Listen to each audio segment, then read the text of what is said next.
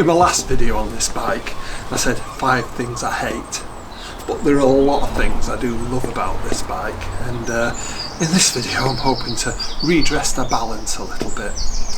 But one thing I did notice, I was out on a ride the other day with some friends, and as I was looking at the bikes as they were parked up, I had my trusty top box with me, and I thought, in reality that just makes it look so ugly that I've really got to do something about it. Now you'd laugh, because if you go and read the write-up on the first video on this bike, you'll see I actually was choosing a top box and a bike to go with it. And now I've decided the top box is probably one of the things I dislike the most. So what I'm going to do is I'm going to dismantle all of the paraphernalia that keeps it on, and I'm going to get one of those tank lock bags just to see how I go on for a short while. I think the back of this bike will look absolutely brilliant with the little swoopy grab rails that it has. So let me show you the top box as it is. I even think the top box leads on to a couple of the issues I said in the video about 5 things I hate. It is very heavy, and having it leads you to actually putting in a few things just in case that you may not need, so it gets even heavier, and I think that leads to the bike feeling top heavy. So the top heaviness, which was one of the things I was complaining about, I think could be made worse by that, so that's one reason to get rid of it. The second reason that I think I might just get rid of it is I found, and you may have come across this if you ride with fairly weighted down bike, that the bike can have a little bit of a weave when you're slowing down into places and you're not perhaps holding onto the bars perhaps overly tightly, and you just notice a little bit of a shake, and I think that's caused by the weight at the back. Now you may say, if you're taking the top box away, what are you going to do to carry stuff with you, because pockets sometimes just don't cut it? Well, in the past I have used a magnetic tank bag. Ooh, but if you can listen to that, I have found that over time that magnetic tank bags can scratch the tank. So I've got that if I really needed to take a lot of stuff, but generally it's, you know, the camera, a lock, things like that. So I'm going to look at getting one of those little givey bags just to go on the tank filler neck. So see how that works out. So let's crack on and get this top box off and see how the bike looks with it nude at the back. I didn't put this rack on, so I'm not sure how it comes off. I've seen a couple of write-ups on this, and I think the most complications are behind the number plate. There seems to be only a couple of fasteners on each side that hold this and the top of the rack on. There is this one near the rear footrest, so the complicated bit may be here. So I intend to just undo all of them, take the number plate off and have a look. The number plate's just a plastic nut on the back and a flathead screwdriver. Not so easy, I'm surprised it's never just fell off. There we go. I think the complication I've seen with this is when you're fitting it, there's parts that space this out a little bit further to allow this to run behind. Now looking at it, there are 4 10mm, probably machine screws, and I think if I undo them, this panel will come separate. So I'm going to see what I can do with them. Oops. Now obviously if you were selling this on and you didn't sell these parts to space this out with it, it'd be a bit of a nuisance, which might be why people have had problems. There we go. Oh yes. Right, so I'll undo them and we'll see if it'll come off. Like I said, it's these two that I'm looking at, so I'll just get them undone and then see if it's from moving to the side. The next thing I'm going to undo is this, and it's a 5mm. Oh, hey, that was loose enough. I'll do the one on the other side and then we'll have a look at the top. No idea what that cable tie was for, but I've never actually got round to taking it off. This one was a bit tighter than the other side, but again, comes out easy enough. Now if I'm right, there should be some fasteners under here, and undo 4 of them and it should come off. Now interestingly, that one is a hex head and that one's a cap head, and I don't think that's right, but let's see. The other thing I've noticed is that one of the covers on the other side isn't right, so let's get the other cover off, and that's the same. So I'm not quite sure what's gone on here. Maybe I'll need to buy some new ones of these, we'll see. This is a 6.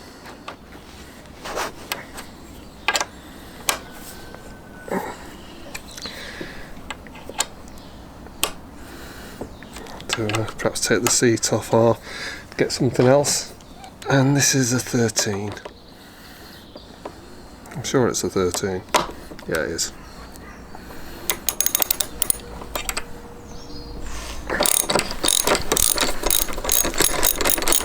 Right, that's that. Release that. Let me just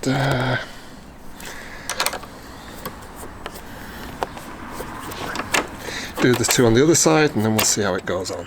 I've undone all 4. That one was a bit difficult. Now I'm wondering if it was the way things are lined up, because the thread actually looks fine on it. And then I noticed when I'm taking this one out, it's actually become very loose, so it might just fall off, so we'll have to see. And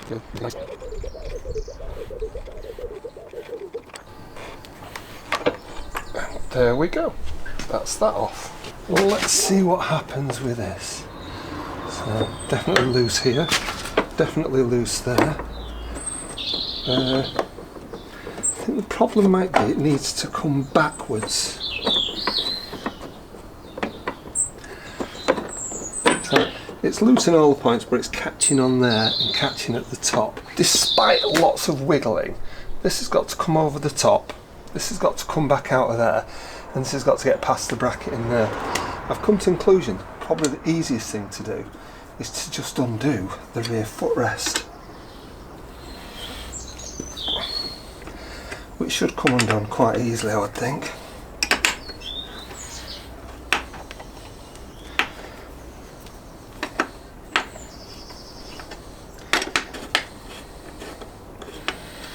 Might even be that with just that might be enough. Might not.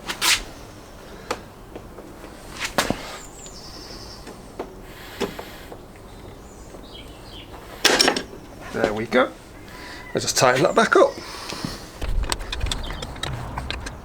Okay. Now, the sad bit is I can see where the bar has actually been rubbing on the paintwork there, which is a shame. I probably need to T-cut around this. But, yeah, it's what you get when you're putting on luggage on bikes. They soon get marked up. One of the options I did consider was keeping the pannier rails on so I can use panniers, and just having the rear grab rails on like that. However, you need some sort of a spacer, which I haven't got, which are no longer produced. I'm sure someone somewhere must be, 3D printing these, and if they are, please get in touch. I may just have a couple off you. But this will go on without the rail, no problem. But if you wanted to use the rail as well, the spacer would be something that was required. And I'm using the same technique of undoing these with an 8mm Allen-headed spanner, and look at that, comes off sweet. Before they get the grips on, I'm going to give it all a good clean up, and I'll clean these threads just to make sure that they're okay. It's got the same kind of witness mark of the pannier as on the other side. I have actually got the little covers that go in here, so I could just cover that over. They came with the bike, but I do want the grab rails on, so let's get it cleaned up and get them on.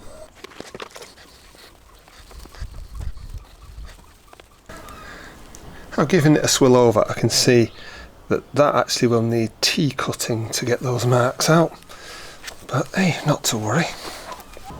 The marks are not going to come out easy. I have T-cut it a couple of times, and I think someone who's a little bit better at this might get it better, so I might ask my young gun to have a look at it. But now I'm looking at how I fit these. They do have a rubber seal, however when I present them up it does look like it could have done with more of a gasket around it. However, I think I can live without the gasket.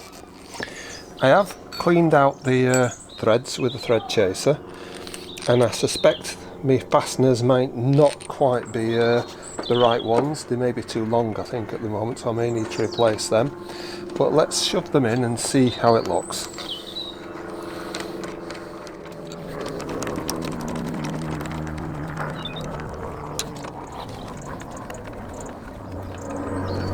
Yeah, that's definitely going to be too long, so I have to see what I can get. Doesn't pull down, but the seal does just about touch. A little bit like that aeroplane that's flying over at the moment. Let's see if I can get some different screws for it. I found an appropriate bolt to go in, but what I think I'll do is I'll need to find a couple of new fasteners for here. That one's, you know, they're both the right length, but they don't look right. But the other thing is the caps that cover are too small, the ones from the rear rack, so I'm going to have to look at trying to get some covers for them as well. So what I'll try and do is get a couple of perhaps cap head screws to go in here, and something that will slop over the top and hide them. But for now I think we can live with that, and certainly, you know, later on in the year I might be putting the racks back on. I think that makes the back end of this bike look so much better. But obviously you've lost all the facility of touring with your panniers and such like. But I think for knocking about, I think we'll keep it like that for a while. Right, let's clean up that number plate and put it back on. That's the pannier rails and the rear rack removed now, and I've got the grab rails on. I need to do something with the fasteners and for caps for the fasteners cosmetically, but they're actually on and they're safe, and I think they'll be great. I'll have to see how my quality control thinks when I take her out on it, to see how she feels without the top box on. So next thing I need to think about is where I am going to carry some stuff, because I'm of an age where you need to carry stuff. And I'm going to put a Givi tank lock connector onto here and use a small Givi tank bag. Let me just show you how the connector goes on. Givi tank bags tend to come with one of these locking rings that goes onto here, and the extra thing you need to buy is actually a ring that fits with the bolt pattern for your particular bike. So that's the bit that you always need to change specific to the bike, but those are just the same. And to fit it is ridiculously easy. You have to use a 5mm Allen key on 3 of the threads, 3 of the screws. And whatever you do, you don't want to lose these, because when you take it off afterwards,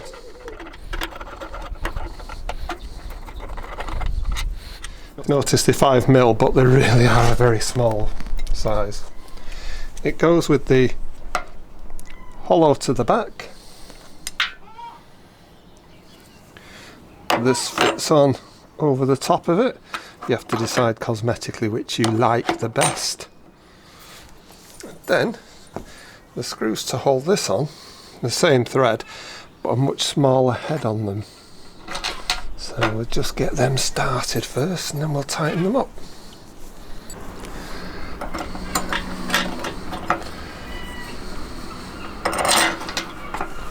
And they are an amazing 2.5mm.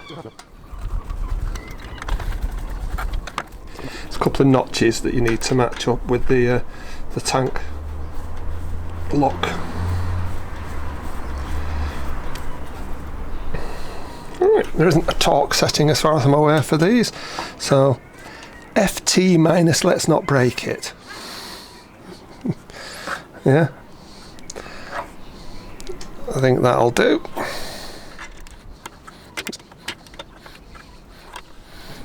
And that's another.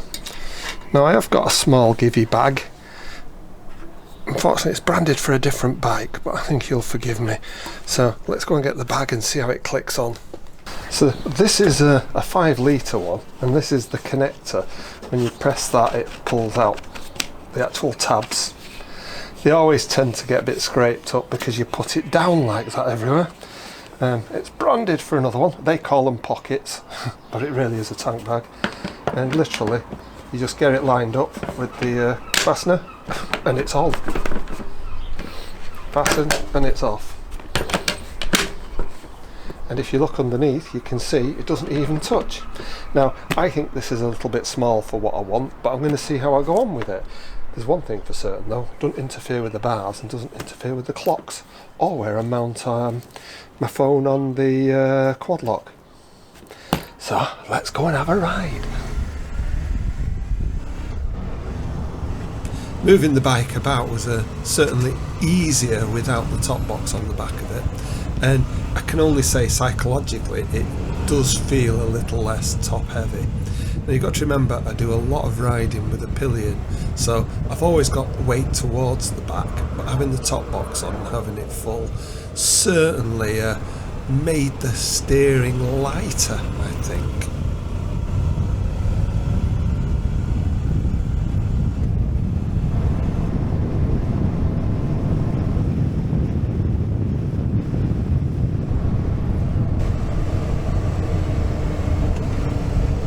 This size of tank bag on this tank lock caused no problems with steering or anything.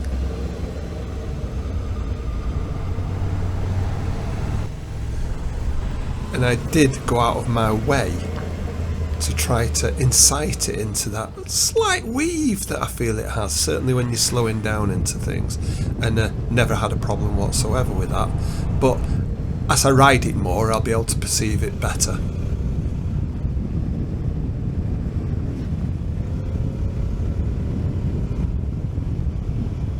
That was quite an enjoyable ride. The tank bag made no problem at all. You didn't really notice it when you were riding along, and it was big enough that my quality control who was with me could put in sufficient to take with us. Whether it'd do for longer trips I'm not sure, but I think we probably would get by with it. She found that these kind of grab rails at the back were absolutely fine, felt not much different than the ones that are with the rear rack. However, she did say that on longer trips, not having a top box behind her will probably make her less prone to fall asleep during the journey, which I found a little bit worrying. Anyway, that's how to take the pannier rails and the rack off the back, how to fit some grab rails. I haven't yet finished the cosmetic parts on it, but as soon as the nuts and bolts are through. Now, I've got another couple of ideas of things I might do with this bike to make it more comfortable and address the things that I said I hated. So why not subscribe and see what you think of what I do next?